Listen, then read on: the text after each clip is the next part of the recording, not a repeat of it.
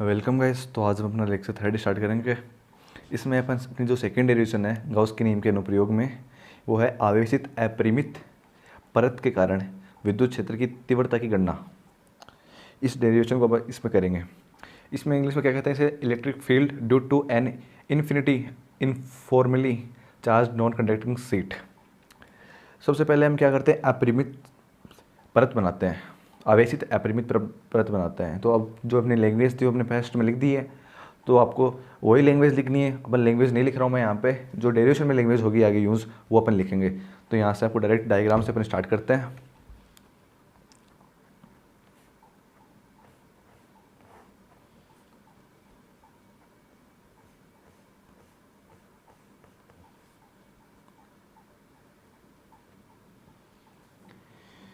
ये अपनी एक आवेशित अपरिमित, नहीं गाइस जो है ना, ये प्लेट यहाँ पे भी अनंत के ऊपर जा रखी है और यहाँ पे भी नीचे भी अनंत में जा रखी है। तो हम पूरी तो बना नहीं पाएंगे, तो हम इसका थोड़ा सा ये टुकड़ा ले रख लिया आपने यहाँ पे। इस पे आवेश वितरण कर देते हैं अपन।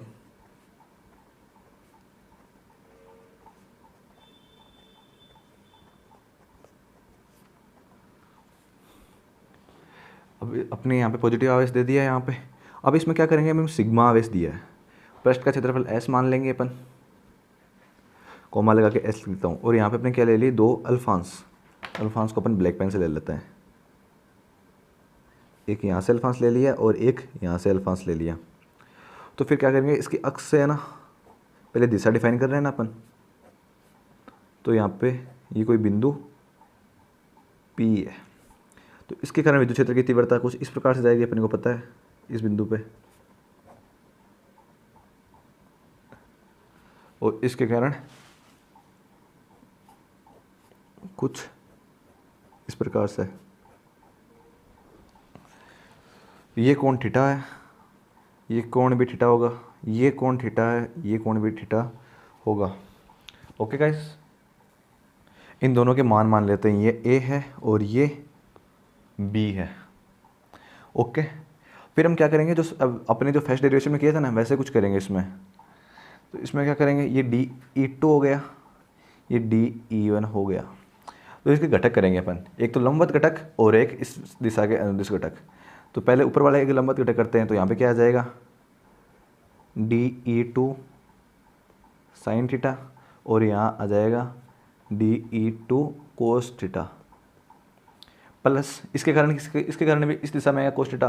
क्योंकि गाइस कोस थीटा तब आता है तब थीटा के साथ कोण बनाए ना, तो कोस थीटा आता है। और जब थीटा के विपरीत साइड में कोण बनाते हैं तब साइन थीटा आता है। तो इधर तो आ जाएगा DE1 साइन थीटा, प्लस यहाँ पे जो जुड़ जाएंगे सदिश DE1 कोस थीटा।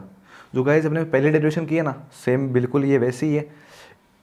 अपने इसमें ये दो घटक समान परिमाण में विपरीत दिशा में एक दूसरे को निरस्त कर देंगे। ये अपने दिशा डिफाइन कर ली। अब दिशा इसकी किस ओर आई है, दिशा इसके लंबवत दिशा में आई है। अब यहाँ से देखने से पता चल रहा है कि ये तो एक दूसरे को निरस्त कर देंगे, तो ये दिशा अपने को लंबवत में डिफाइन कर रही है। फिर गाइस अपन क्या करते हैं, एक इसका गॉसी सरफेस बनाते हैं, मतलब गॉसी पृष्ठ बनाएंगे अपन। तो गॉसी पृष्ठ कैसे बनेगा, चलो अब नेक्स्ट डायग्राम में अपन देखते हैं। चलिए ये डायग्राम लिख देता हूँ मैं, किस चीज़ का है ये डायग्राम है, अनंत आवेशित चालक परत के कारण विद्युत क्षेत्र की दिशा। आपने यहाँ से दिशा डिफाइन कर ली। अब इसके बाद हम क्या करेंगे, एक गॉसी सरफेस बनाएंगे। गॉसी सरफेस कैसे बनाएंगे, मतलब ये कुछ अपन ने ऐसे डिफाइन किया है, ये कुछ सरफेस बना रहे हैं अपन।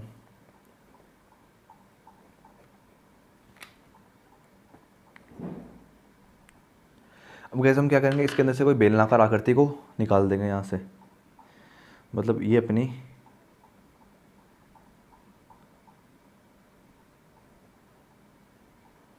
बेलनाकार आकृति है।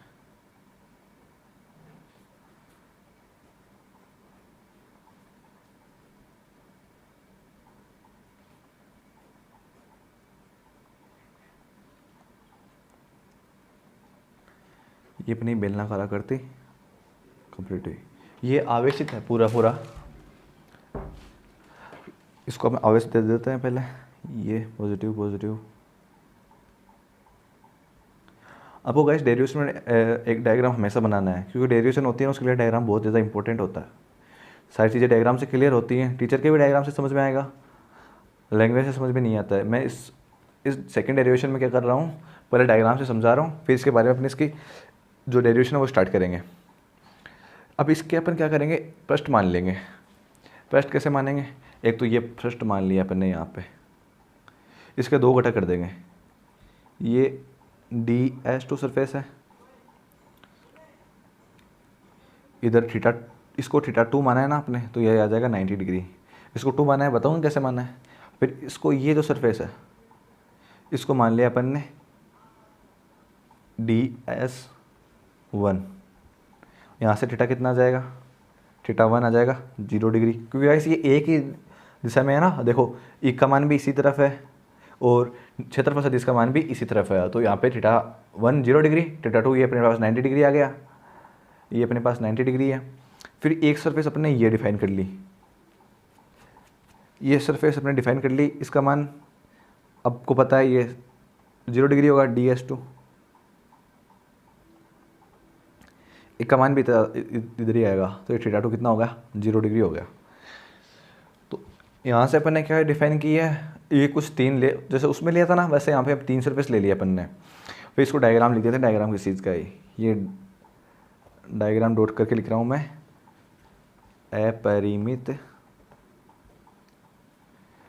अपरिमित समरूप आवेशित चालक के लिए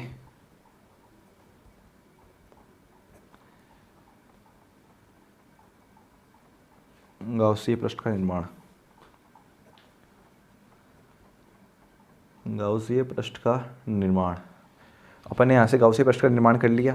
अब गैस अपनी जो डेरिवेशन है ना वो अब यहाँ से स्टार्ट होगी। अपन अब यहाँ पे क्या लिखेंगे, अब मैं जो गैस जो लाइन लिखूंगा डेरिवेशन में वो अपनी बहुत ज़्यादा इंपॉर्टेंट रहेंगी। तो अपनी पहली लाइन क्या आएगी,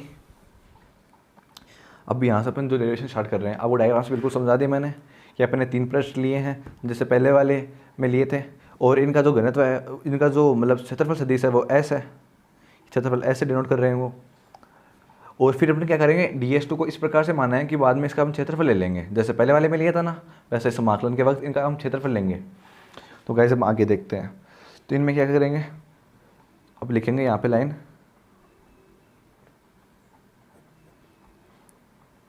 गाउस के नियम से गाउसीय पृष्ठ से संबंध विद्युत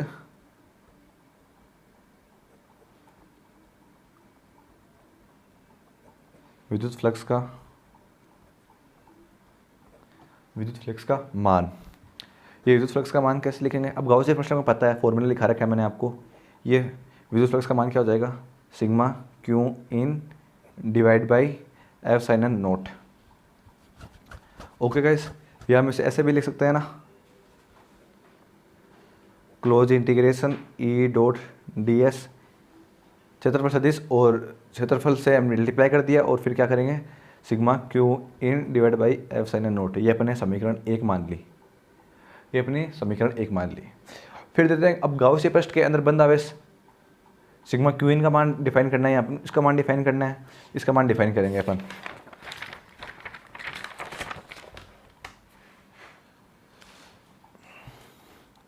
अब यहाँ से क्या लिखेंगे, एक मिनट, हाँ, गाउसीय पृष्ठ के अंदर बंद आवेश सिग्मा Q इन। अब गाइस अपने को ये डिफाइन करना है, अपन ये कैसे डिफाइन करेंगे, अपने को Q का मान डिफाइन करना है। यहाँ से मैंने आपको पीछे यहाँ पे बताया था कि जो पृष्ठीय आवेश घनत्व है वहाँ पे भी पृष्ठीय है, पृष्ठीय आवेश घनत्व क्या होता है, sigma equals to Q divide by A. तो क्यू का मान कितना हो जाएगा, सिग्मा इंटू ए।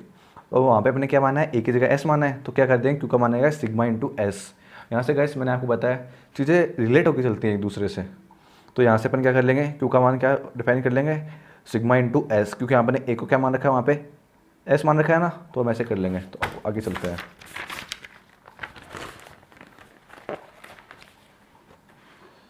तो यहाँ से क्या लिखेंगे अपन इसको, sigma into S. Okay guys, मैंने आपको बता दिया कहाँ से आया, फिर भी मैं कोष्टक में लिख देता हूँ, क्यू इजिकल्स टू सिग्मा ए से, जो अपने पहले पढ़ा था वहाँ से गाइस अपने पास ये आ गया। तो फिर हम क्या लिख सकते हैं इसको, close integration A vector D S vector equals to sigma S divide by F sine A naught. ये जो गाइस अपना जो मान था ना अपने सिग्मा एस, ये क्यों इनका मान अपने क्या रख, कहाँ रख दिया, यहाँ रख दिया, यही मान था ना, तो ये मान रखने पे ये समीकरण अपने पास ये आ गई। इसको समीकरण 2 दे देता हूँ मैं, समीकरण कितने भी दे सकते हो आप एक डेरिवेशन में। तो गाइस अब इसके बाद में क्या करेंगे अपन कि बंद समाकलन का पृष्ठ है ना, उनको सबके लिए खोलने पर ये जो मान है ना, ये तीनों पृष्ठ के लिए खोलेंगे ना अपन, तो ये तीनों के लिए अलग अलग हो जाएगा। तो अपन क्या लाइन लिखेंगे गाइस, ये जो बीच बीच में लाइन लिखवा रहा हूँ ना मैं आपको साथ साथ में, ये काफ़ी ज़्यादा इंपॉर्टेंट लाइन्स है अपनी। इसमें लिखेंगे बंद समाकलन को पृष्ठ S1 S2 व S3 के लिए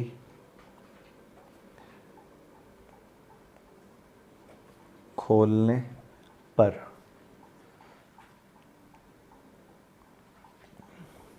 पर क्या मान होगा।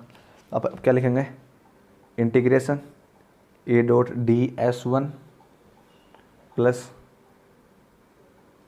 ई dot D S2 plus E dot D S3 equals to क्या आ जाएगा, sigma S divide by F sine naught. ये अपना इनको सबके लिए खोल दिया इस मान को, तो DS1 DS2 DS3 अपना बस मान आ गया। और गाइस ये अपना क्या है, एक डॉट प्रोडक्ट है, और डॉट प्रोडक्ट में पता क्या होता है, ए डॉट भी क्या होता है, ए बी कोस थीटा। तो अब यहाँ से क्या लिख सकते हैं इसको, जैसा हमने फर्स्ट डेरिवेशन में किया था, तभी तो मैं बोल रहा था तो दोनों एक दूसरे से रिलेटेड है, वो समझ में आ जाएगी, तो ये काफ़ी अच्छे से समझ में आएगी।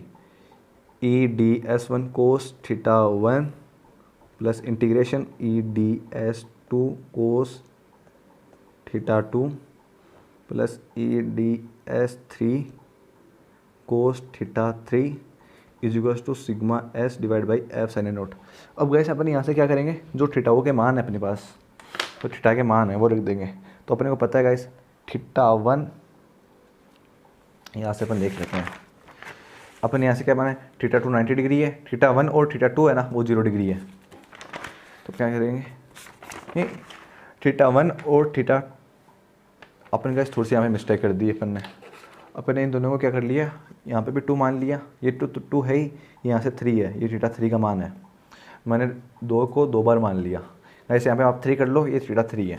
तो theta 1 equals to theta 3 equals to 0 degree, और जो थीटा 2 है वो अपना हो जाएगा 90 डिग्री।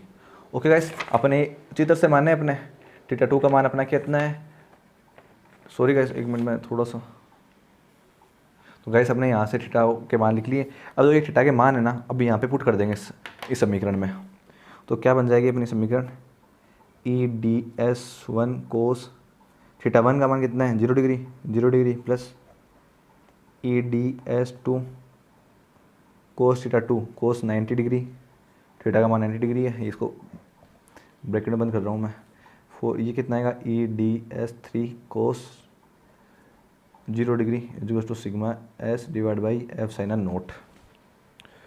ओके गाइस, फिर हम जैसे यहाँ पे थीटा के मान पुट करेंगे तो कितना बचेगा, S1 और S2 का मान तो 1 हो जाएगा, और 90 डिग्री का मान आपको पता है कोस 90 डिग्री 0 होता है, कोस 90 डिग्री 0 होगा ना, तो इसका मान तो 0 हो जाएगा पूरे का, और ये यहाँ पे क्या बच जाएंगे, इसका मान A होगा तो 1 से मल्टीप्लाई करेंगे, तो अपन क्या लिखेंगे, यहाँ पे लिख देता हूँ मैं, कोस 90 डिग्री इक्वल्स टू 0 और कोस 0 डिग्री इक्वल्स टू 1। इस कारण से अपन क्या लिख सकते हैं, EDS1 plus close integration E D S three is equal to sigma S. Guys इसका मान अपने को पता है एक आएगा, तो किसी भी संख्या को एक से मल्टीप्लाई करेंगे तो उसका मान वो का वही रह जाएगा। तो अपने पास गैस ये आ गया। अब इसको क्या करेंगे, हम समीकरण 3 पुट कर देंगे यहाँ से। ये अपने पास समीकरण 3 आ गई। इसके बाद हम क्या लिखेंगे, अब जो लाइन है ना वो गैस काफ़ी इंपॉर्टेंट है। आपको हर डेरिवेशन में ये लाइन लिखनी पड़ेगी और इसको लाइन को लिखना ही है। क्या लिखेंगे, अपना जो ई होता है ना ई, इसको नियत मानकर बाहर निकालने के लिए अपन ये लाइन पुट कर दें। अपन को कभी भी इसको डायरेक्ट बाहर नहीं निकालना है, इसके बीच में ये लाइन तो लिखनी ही है। चूँकि पृष्ठ S1 व S3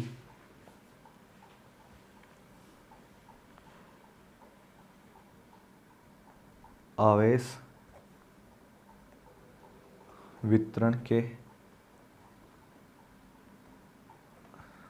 समित है, इस पर इनकी विद्युत क्षेत्र की तीव्रता का परिमाण नियत रहेगा। आवेश वितरण के सम्मित मतलब आवेश जो वितरण है ना वो एक प्रकार से बांटा गया है, इसलिए उसके सम्मित है। तो अपन यहाँ पे क्या लिखेंगे, ई को बाहर निकाल लेंगे अपन, तो E D S one plus E D S two is equal to sigma S divide by F sine A naught. E S one plus E S two sigma S divide by F sine A naught. अपन क्या करेंगे, मैंने आपको बताया तो शुरू में पहले ई डी एस थ्री है ये, इसको बाहर निकालने के लिए अपन क्या करेंगे, इसका क्षेत्रफल ही मान लेंगे। तो अब यहाँ से क्या लिखेंगे अपन, 2ES is equal to sigma S divide by F sine A naught.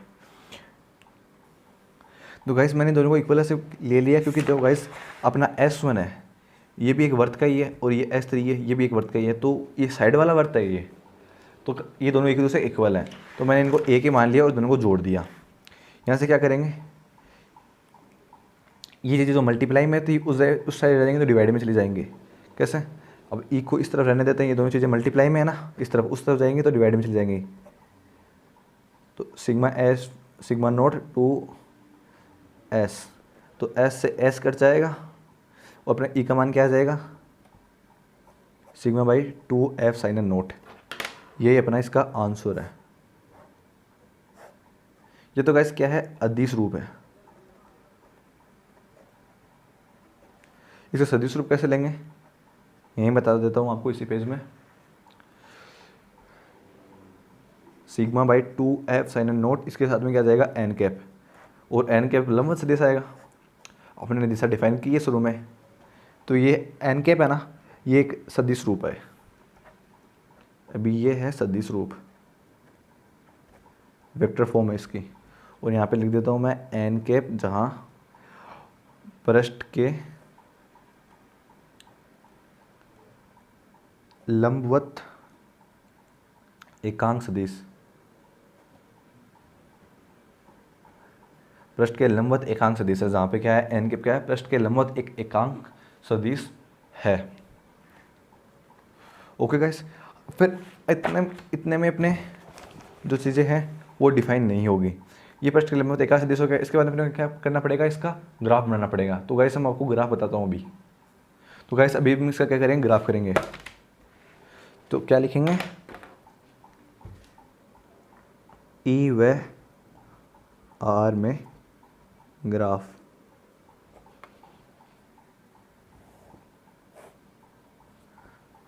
ये अपने ग्राफ का लिए फॉर्मेट बना लिया। इस तरफ ई है, इस तरफ आर है।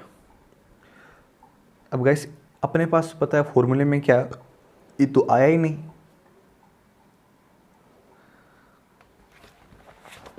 यहाँ से क्या है, ई तो यहाँ पे ई तो आया लेकिन आर तो आया ही नहीं यहाँ पे। तो आर नहीं है तो क्या हो जाएगा, ये आर नियत चला जाएगा, आर के सापेक्ष नहीं चला जाएगा, क्योंकि आर को कोई प्रभाव पड़ेगा नहीं। तो ये गाइस एक स्ट्रेट लाइन अपने पास यहाँ पे ये डिफाइन हो जाएगी। गाइस इसका ग्राफ कंप्लीट हो गया। जो अपनी इसकी जो 5 डेरिवेशन थी, अपने यहाँ से कितना आंसर आया इसका, sigma by 2F sine A naught. अपन हम ये मान वहाँ पे लिखते हैं, ये सेकेंड जो डेरिवेशन है इसका मान है sigma divide by 2f sine naught, और यहाँ पे टिक लगा देते हैं कि अपनी ये दूसरी डेरिवेशन भी कंप्लीट हो गई। अपनी 2 डेरिवेशन कंप्लीट हो गई गाइस यहाँ पे। अब अपने पास कितनी डेरिवेशन बची हैं? 4 डेरिवेशन और बची हैं इस चैप्टर में। गाइस इस चैप्टर में डेरिवेशन है और इन्हीं डेरिवेशन के बेस पर क्वेश्चन आते हैं, तो अपन को ये डेरिवेशन तो दिमाग में करनी पड़ेगी। और डेरिवेशन करने के लिए मैंने आपको क्या बता रखा है कि एक बार तो आपको इस डेरिवेशन को करना है, देख के करना है। इस पूरे डेरिवेशन को आपको एक बार देख के लिखना है, फिर देख के लिखने के बाद आप क्या करोगे, इसे एक बार रफ नोटबुक में बिना देखे मैंने लिखना है। गाइस यही याद करने का सबसे बेस्ट तरीका है। डेरिवेशंस ऐसे याद होंगी, रटी नहीं जाएंगी। आप डायग्राम बनाना सीख लो इसका कि मैंने डायग्राम कैसे बनाया था, फिर उसी टाइप से आप डायग्राम बनाओ और इस डेरिवेशन को करने का ट्राई करो। आपके पास 2-3 बार लिखोगे ना इसको, तो आपके पास 100% याद ही हो जाएगा आपको ये।